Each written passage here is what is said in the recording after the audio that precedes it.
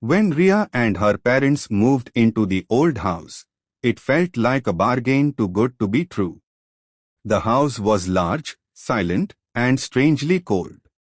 From the very first night, Riya felt like someone was watching her. One night around midnight, she stepped into the long hallway outside her room. The corridor was dark, with pale moonlight slipping through cracked window panels. At the far end, one wooden door stood slightly open. A faint light glowed from inside. Then she heard it. Thuk, thuk, thuk.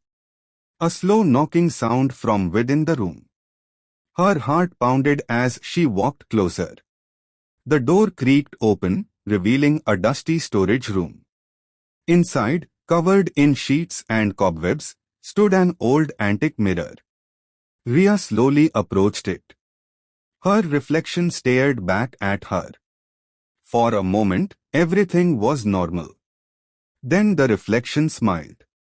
Riya wasn't smiling. Her breath caught in her throat as the reflection's eyes darkened into hollow blackness. A pale hand suddenly pressed against the inside of the glass, as if something trapped within was trying to come out. Riya stumbled back and ran from the room, racing toward the staircase. Halfway down, she froze. At the top of the stairs stood a tall shadow. It didn't move.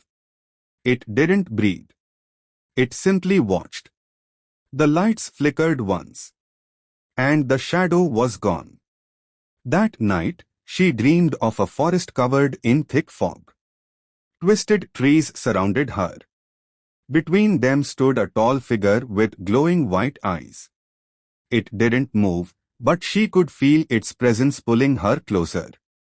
She knew, somehow, it was the same thing from the house.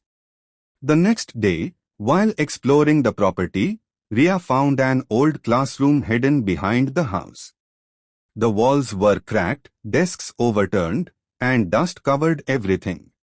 On the chalkboard were strange symbols drawn in white chalk. Beneath it, melted candle wax stained the floor. Someone had performed a ritual there. Something had been called. And it had never left. That night her dreams changed again. She walked through a long, abandoned hospital corridor.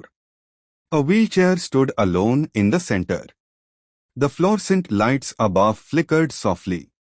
As she stepped forward, the wheelchair slowly rolled by itself toward the darkness at the end of the hall.